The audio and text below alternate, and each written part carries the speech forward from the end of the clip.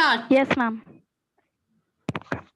Hello everyone, I am Pariti Chauhan, roll number 11. Today I am going to explain lesson number 6 of our home science book, Media, Communication and Technology.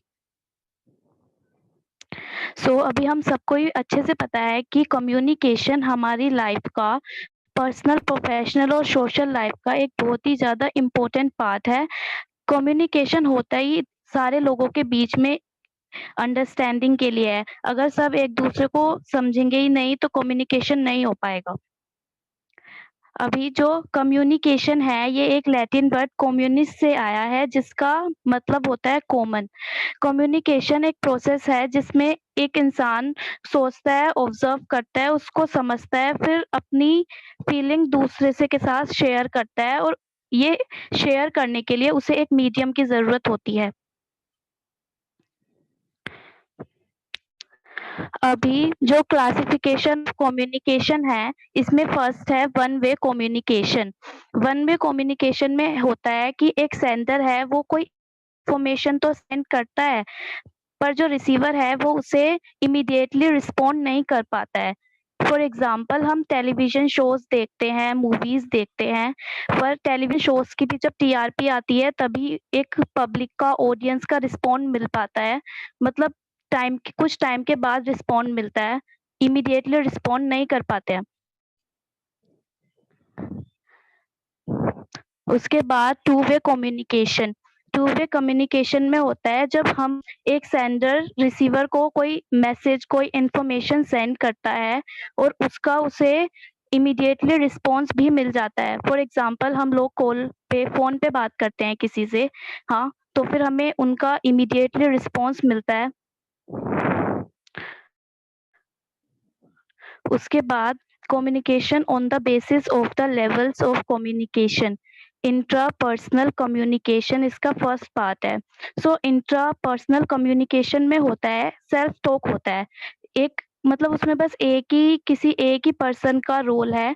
वो खुद ही अपने आप में ही खुद से ही बात करता है, खुद ही इमेजिन करने लग जाता है। ज़्यादातर ये अपनी मेमोरी रिकॉल करने के लिए यूज़ होता है। फॉर एग्ज़ाम्पल अगर मैं आज मार्केट गई हूँ, मार्केट में मैं कुछ भूल आई हूँ, तो मैं खुद ही घर आके एक विजुअलाइज़ करने लग जाऊँगी, इमेजिन करने लग जाऊँगी। यहाँ पर एक पिक्चर भी है जहाँ पर एक लड़की है, वो कुछ बहुत सारे प्लैनेट्स देख रही है उसके सामने, जो कि पॉसिबल नहीं है बट वो खुद ही ऐसा इमेजिन कर रही है। उसके बाद इंटरपर्सनल कम्युनिकेशन। इसमें 2 लोग, 2 या 2 से ज़्यादा लोग इन्वॉल्व होते हैं। आपको तुरंत उसका रिप्लाई भी मिलता है। इसके बाद communication on the basis of the levels of communication का थर्ड पार्ट है ग्रुप कम्युनिकेशन। ग्रुप कम्युनिकेशन में क्या होता है, पूरे 2 से ज़्यादा लोग मतलब एक ग्रुप बैठ के बात करता है। इसके बहुत सारे एडवांटेजेस भी होते हैं। सबसे पहला एडवांटेज है कि ये अपने आप को सेल्फ एक्सप्रेशन करने की अपॉर्चुनिटी मिलती है। सारे लोग अपने आप को एक्सप्रेस कर पाते हैं। इसके अलावा लोग सोशलाइज़ करना सीख जाते हैं और पर्सनैलिटी भी डेवलप होती है। अगर हम कोई बात एक ग्रुप में बोल रहे हैं तो हमारी पर्सनैलिटी भी डेवलप हो जाती है। इसके बाद है classification on the basis of levels of communication का fourth part mass communication. Mass communication basically होता ही है transfer of message, transfer of information. Mass communication में यही मैसेज का ट्रांसफर होना, कोई भी इंफॉर्मेशन ट्रांसफर होती है पर बहुत ही ज़्यादा बड़े स्केल पे होती है। For example radio, TV, satellite, newspaper. इसका एक डिसएडवांटेज भी है, वो ये है कि सारे आपको एक इमीडिएट रिस्पॉन्स नहीं मिल पाता। फॉर एग्जांपल कोई एडिटर न्यूज़पेपर में एक आर्टिकल लिखता है, सारे लोगों का थॉट प्रोसेस बिल्कुल अलग है, तो नहीं उसे सारे लोगों को नहीं समझ आता कि उसे सारे लोग ने जो भी उसका रिस्पॉन्स है वो अच्छा है या बुरा है, टाइम लगता है। उसके बाद इंट्रा ऑर्गेनाइजेशनल कम्युनिकेशन। इसमें होता है कि एक ही कम्युनिकेशन है, सेम लेवल पे सारे लोग काम करते हैं।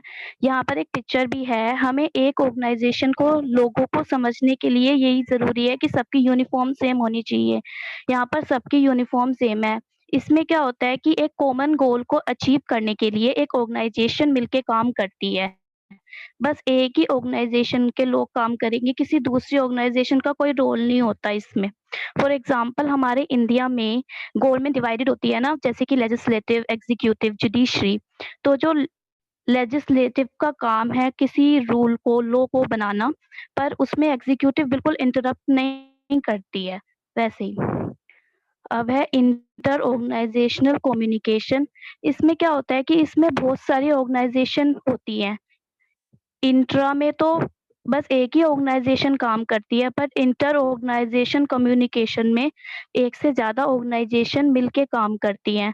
यहाँ पर एक पिक्चर भी है, अभी हमें समझ आ रहा है कि बीच में कोई अलग अलग यूनिफ़ॉर्म में खड़ा है और उसके आस-पास आई थिंक कोई वर्कर्स हैं। तो फिर जैसे कि हमारी बुक में एक एग्ज़ाम्पल दिया गया है एक डैम प्रोजेक्ट का। जब भी कोई डैम बनाया जाता है तो उसमें बहुत सारी ऑर्गेनाइज़ेशन काम करती हैं। जैसे कि एक तो फाइनेंशियल कमेटी होती है, उनकी अलग ऑर्गेनाइज़ेशन है, फिर आर्किटेक्चर का पूरा ग्रुप है, उनकी अलग ऑर्गेनाइज़ेशन है। मतलब बहुत सारी ऑर्गेनाइज़ेशन साथ मिलके काम करते हैं। इसके बाद है वर्बल कम्युनिकेशन। वर्बल कम्युनिकेशन में हमें अपने वोकल्स का यूज़ करना पड़ता है, हमें वर्ड्स बोलने पड़ते हैं, साउंड निकालना पड़ता है, यही होता है वर्बल कम्युनिकेशन। अभी ये ऑब्ज़र्व किया गया है, रिसर्च से पता चला है कि एक कोई भी इंडिविजुअल अपना 70% एक्टिव टाइम है, वो वर्बली कम्युनिकेट करने में जाता है उसका। उसके बाद है non verbal communication. Non verbal communication में एक मैसेज का ट्रांसफर तो होगा, पर वो बोल के नहीं हो सकता, वो फेशियल एक्सप्रेशन को अब टच करके, राइट करके, अब कोई गेस्चर करके, साइन लैंग्वेजेस के थ्रू हो सकता है। यहाँ पर एक पिक भी है, आप सभी को दिख रही होगी, इसमें सारे लोग कुछ ना कुछ फेशियल एक्सप्रेशन से कुछ बताने की कोशिश कर रहे हैं, तो नॉन वर्बल में यही होता है। इसके बाद है classification on the basis of the involvement of number of human senses. अभी ये हम सबको ही पता है कि हमारे पास सबके पास सेंस ऑर्गन्स होते हैं। अभी ये ऑब्जर्व किया गया है कि जो ज़्यादातर लोग हैं, वो जब कोई बुक से पढ़ेंगे, तो उन्हें इतना समझ नहीं आएगा, जब उन्हें वही किसी वीडियोग्राफी से दिखाया जाए, देख के ज़्यादा समझ पाएँगे। मतलब जितने ज़्यादा हमारे सेंस ऑर्गन इन्वॉल्व होंगे कम्युनिकेशन में, उतने ही ज़्यादा लोगों को समझ आएगा। इसके बाद जो यही है ह्यूमन सेंसेस का ही है कि विजुअल, ऑडियो, अगर हम कुछ देखते हैं सिंबल्स को, प्रिंटेड मटीरियल्स को, फॉर एग्ज़ाम्पल टेलीविज़न। टेलीविज़न में हम देखते हैं, सुन पाते हैं, अगर सेम न्यूज़ देखते हैं, अगर सेम चीज़ हम न्यूज़पेपर में पढ़ें, तो वो उससे ज़्यादा लोग टीवी देखना ज़्यादा प्रेफ़र करेंगे कि क्योंकि उन्हें वहाँ सुनने को भी मिल रहा है। अब है how does communication take place? Communication एक प्रोसेस है जिसमें मैसेज का ट्रांसफ़र होता है, ये तो अभी तक सबको पता चल ही गया है। अभी अब कम्युनिकेशन प्रोसेस तब तक इनकम्प्लीट है जब तक ऑडियंस उसका फीडबैक ना दे। फीडबैक कम्युनिकेशन प्रोसेस का लास्ट पार्ट होता है और उसके बिना कम्युनिकेशन इनकम्प्लीट होता है। अभी यहाँ पर एक सीक्वेंस ऑफ कम्युनिकेशन प्रोसेस है, द SMCRE मॉडल। इसमें 5 स्टेप्स होते हैं, S से सेंडर, M से मैसेज, C से चैनल, R से रिसीवर, ई में ई का मतलब होता है इफेक्ट, जो बाद में ऑडियंस का जो इफेक्ट होगा, और उसे फीडबैक भी बोल सकते हैं। फर्स्ट रोल होता है सेंडर का। सेंडर उसे बोलते हैं जो कोई भी कन्वर्सेशन, कोई भी कम्युनिकेशन स्टार्ट करे, जो इनिशिएटिव ले कम्युनिकेशन स्टार्ट करने का, वो सेंडर है। उसके बाद मैसेज, जो सेंडर है वो एक वर्ड्स, इमेजेस, गेस्चर्स जो भी करेगा, उसे मैसेज बोलते हैं। उसके बाद होता है चैनल। चैनल होता है मीडियम, कि जो सेंडर ने जो मैसेज भेजा है वो किस मीडियम के थ्रू जा रहा है। फॉर एग्ज़ाम्पल जब हम फ़ोन पे किसी पे बात करते हैं, तो जो फ़ोन है वही एक मीडियम है, क्योंकि उसी की वजह से 2 लोगों की बात हो पा रही है। उसके बाद है रिसीवर। ऑडियंस जो है, रिसीवर वो होता है जिसे सेंडर इन्फॉर्मेशन भेजता है और उससे एक्सपेक्ट करता है कि वो रिसीव करने के बाद कोई फीडबैक दे, और नीचे फीडबैक लिखा हुआ है, इसका मतलब कि लास्ट में फीडबैक होता है, बिना फीडबैक के तो कम्युनिकेशन प्रोसेस इनकम्प्लीट है। इसके बाद है qualities of a good message. एक गुड मैसेज वही होता है जो बहुत ही ज़्यादा सिंपल हो, क्लियर हो। ऐसा नहीं होना चाहिए कि आप कुछ उल्टा-सीधा बोले जा रहे हो और लोगों को समझ ही नहीं आ रहा। मैसेज जो है वो बहुत ही ज़्यादा कम टाइम में बोला गया हो। ये नहीं कि 2-3 घंटे तक कोई लेक्चर दिए ही जा रहा है और लोगों को कुछ समझ ही नहीं आ रहा। और जो मैसेज कोई भी होता है वो ट्रस्टेबल मैसेज होना चाहिए। ऐसा नहीं होना चाहिए कि आप ये बोल रहे हो कि रात के 12 बजे सूरज निकल रहा है। मतलब लोगों को वो सच भी लगना चाहिए। झूठ मैसेज नहीं, झूठ मैसेज गुड मैसेज नहीं हो सकता। उसके बाद मीडिया। मीडिया है, media can be described as communication channels. News, ideas, thoughts, information, fact, data, promotional messages को मीडिया ही दिखाती है, उन्हें ब्रॉडकास्ट करती है। इसके बाद मीडिया को 2 पार्ट्स में क्लासिफाई किया गया है, ट्रेडिशनल मीडिया और modern media. Traditional media, those mediums of communication that have been used for decades, जो बहुत ही पहले से यूज़ किया जा रहा है, उन मीडियम को ही मीडिया बोला जाता है। यहाँ पर एग्ज़ाम्पल भी हैं पपेट। आपने कभी पपेट शो देखा होगा बचपन में या फिर टीवी में ही देखा होगा, तो पपेट शो ये बहुत पहले से चला आ रहा है। इंडिया तो एक ऐसी कंट्री है जहाँ पर बहुत पहले से इतने सारे स्टेट्स हैं, हर स्टेट के अलग-अलग डांस फॉर्म्स हैं, अलग-अलग लैंग्वेजेस हैं, जो बहुत पहले से चली आ रही हैं। कथक, कथकली ये सारे क्लासिकल डांस हैं, ये बहुत पहले से चले आ रहे हैं, तो ये सब ट्रेडिशनल मीडिया में आता है। इसके बाद है मॉडर्न मीडिया। मॉडर्न मीडिया में बेसिकली न्यू टेक्नोलॉजी आती है, डिजिटल मीडियम्स का यूज़ किया जाता है। अभी हम सब सोशल मीडिया के बारे में तो जानते ही हैं, यूट्यूब, फेसबुक, ट्विटर, गूगल, ये सब एग्ज़ाम्पल हैं मॉडर्न मीडिया के। इसके बाद फंक्शंस ऑफ मीडिया। मीडिया के बहुत सारे फंक्शंस भी होते हैं, information, motivation, entertainment, interpretation, transmission of values, education and training, coordination, behaviour changing and development. अभी मीडिया की वजह से हमें बहुत ज़्यादा इन्फॉर्मेशन मिलती है। न्यूज़पेपर होते हैं, न्यूज़ चैनल्स होते हैं। अभी कोरोना के टाइम पे जब लॉकडाउन हुआ था, कोई डॉक्टर के पास तो नहीं गया था ना गाइडलाइंस लेने कि हमें क्या करना है, इम्यून सिस्टम कैसे स्ट्रॉन्ग करें। सब टीवी से और फ़ोन से ही पता लगा रहे थे कि हमें क्या-क्या करना है। तो मीडिया की वजह से हमें बहुत ज़्यादा इन्फॉर्मेशन मिलती है, मोटिवेशन भी मिलती है। अभी अभी तो सबको पता है, पर कुछ टाइम पहले लोगों को लगता था कि साइंस लेके बच्चा बस डॉक्टर ही बनता है। मतलब ये सब नई-नई चीज़ें हमें देख के पता चलती हैं। उसके बाद एंटरटेनमेंट, मीडिया बहुत सारे एंटरटेनमेंट प्रोग्राम्स दिखाता है, बहुत सारे एड एडवर्टाइज़मेंट वगैरह देखते ही हैं हम लोग। ट्रांसमिशन ऑफ वैल्यूज़ में होता है कि अभी हम न्यूज़पेपर पढ़ते हैं, टीवी चैनल्स देखते हैं, इतने सारे मीडिया के मैगज़ीन्स वग़ैरह होते हैं, उन सबको पढ़ते हैं, उनसे हमें कुछ ना कुछ सीखने को ही मिलता है, हमारी एजुकेशन बढ़ती है, एजुकेशन आई मीन नॉलेज बढ़ती है। हाँ, उसके बाद जो मीडिया कम्युनिकेशन है, वो हमारे नेशनल डेवलपमेंट में भी बहुत ही बड़ा रोल प्ले करती है, क्योंकि न्यूज़पेपर हर जगह जाता है, सब लोग न्यूज़पेपर को पढ़ते हैं, एट लीस्ट उन्हें पता होता है कि हमारी कंट्री में क्या चल रहा है। लोग जो हैं वो लिटरेट होने लग गए हैं, उन्हें पता है कि हमारे लिए क्या सही है, क्या गलत है, ये सब उन्हें नई चीज़ें जान के ही तो पता लगा है, जो कि हमें मीडिया के थ्रू पता लगती हैं। अभी व्हाट इज़ कम्युनिकेशन टेक्नोलॉजी? अभी सैम पित्रोदा ये एक बहुत बड़े इंजीनियर हैं। इन्होंने लाइन बोली थी, we all know that there are no distances anymore, what is far is now near and what is local is now global. उनका मतलब है कि जो भी सारे डिस्टेंसेस हैं वो अभी खत्म हो चुके हैं, जो भी दूर है वो पास आ चुका है, जो भी लोकल था वो अब ग्लोबल हो चुका है। अभी ये जो आप यहाँ पर पिक्चर देख रहे होंगे, ये सैम पित्रोदा की पिक्चर है। सैम पित्रोदा एक्चुअली इनका रियल नेम सत्यम पित्रोदा है। ये एक इंजीनियर हैं।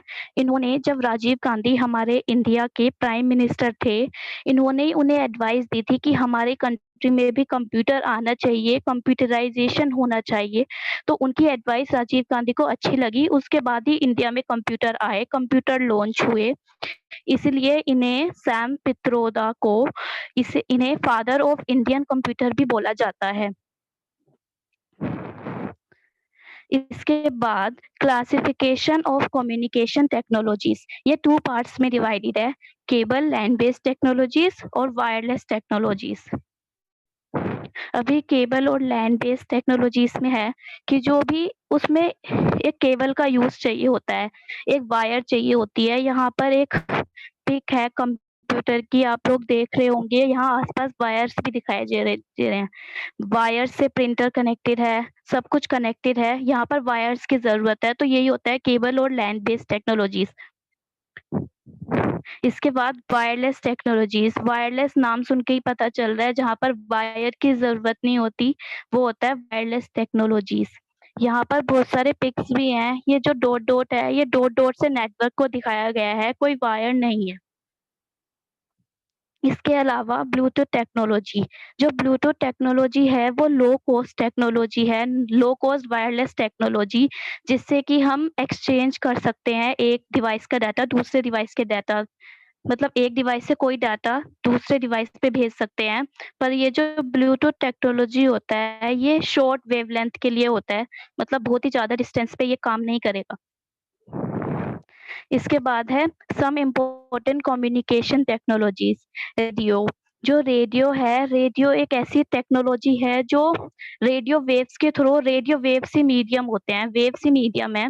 रेडियो इंडिया में 1900 में लॉन्च किया, नहीं, रेडियो जो है वो फर्स्ट यूज किया गया था 1900 में, और फिर ग्लोबली रेडियो की वजह से लोगों को सब कुछ नॉलेज मिलने लग गई थी, स्पेशली रूरल एरियाज में जहाँ पर लोगों को कुछ पता ही नहीं होता था, तो रेडियो की वजह से उन्हें सारी इन्फॉर्मेशन मिलने लग गई थी। इसके बाद है टेलीविजन। टेलीविजन 1959 में इंट्रोड्यूस किया गया। इसका मेन एम था कि एजुकेशन और रूरल डेवलपमेंट को प्रमोट,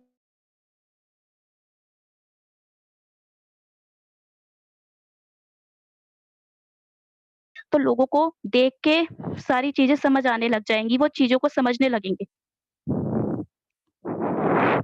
इसके बाद है मॉडर्न कम्युनिकेशन टेक्नोलॉजीज, जिसका फर्स्ट माइक्रो कंप्यूटर्स। एक माइक्रो कंप्यूटर है वो छोटा होता है, मतलब एक डेस्कटॉप कंप्यूटर के साइज से तो उसका साइज छोटा होता है, और उसके साथ एक सीपीयू होता है, ज्यादा एक्सपेंसिव नहीं होता, इनएक्सपेंसिव होता है। इसके बाद है वीडियो टेक्स्ट। वीडियो टेक्स्ट जो है वो एक इलेक्ट्रॉनिक टेक्स्ट सर्विस है, जिससे कि सेंट्रल कंप्यूटर से होम टेलीविजन में हम कोई ट्रांसमिशन हो सकता है, उसके लिए केबल केबल की ज़रूरत पड़ेगी या फिर नेटवर्क की ज़रूरत पड़ेगी। इसके बाद है इलेक्ट्रॉनिक मेल, जिसे शॉर्ट में हम ईमेल भी बोलते हैं। ईमेल एक मेथड ऑफ एक्सचेंजिंग मैसेजेस है, इसमें मैसेज का एक्सचेंज होता है, इसके लिए हमें इंटरनेट की ज़रूरत पड़ती है, बिना इंटरनेट के हम किसी को मेल नहीं भेज सकते। इसके बाद है इंटरैक्टिव वीडियो। इंटरैक्टिव वीडियो एक डिजिटल वीडियो सिस्टम है, जिसमें कि एक स्क्रीन होती है, उस स्क्रीन पे हम कुछ टच क्लिक करके कुछ देख सकते हैं। यहाँ पर एक पिक्चर भी है, यहाँ पर कोई आई थिंक टीचर हैं जो कुछ समझा रहे हैं बोर्ड पे। बोर्ड नहीं है, एक्चुअली स्क्रीन है। इसका ये फायदा है कि वो स्क्रीन पे कुछ लिख के कुछ समझा रहे हैं। इसके बाद है टेली कॉन्फ्रेंसिंग। अभी लॉकडाउन में जो हुआ, जो प्राइम मिनिस्टर थे वो देश के जितने भी सीएम हैं, सारे स्टेट्स के सीएम, उनके साथ बात कर पा रहे थे टेली कॉन्फ्रेंसिंग के थ्रू। अगर हमें कोई कॉन्फ्रेंस रखनी है या मीटिंग रखनी है, ज़रूरी नहीं है कि हमें दूर से भी रख सकते हैं। इसके बाद है सैटेलाइट कम्युनिकेशन। सैटेलाइट कम्युनिकेशन एक मेथड है जिसके लिए सैटेलाइट टेक्नोलॉजी की ज़रूरत पड़ेगी। जैसे कि जो हमें वेदर रिपोर्ट पता चलती है, साइंटिस्ट ने एक, जैसे कि सैटेलाइट है वो ऊपर स्काई में जाके प्लेस कर देंगे, तो फिर उन्हें सारी रिपोर्ट्स मिलती रहेंगी और फिर वो पब्लिक तक पहुँचती हैं मीडिया के through. Thank you everyone. This is the last of my presentation. Thank you.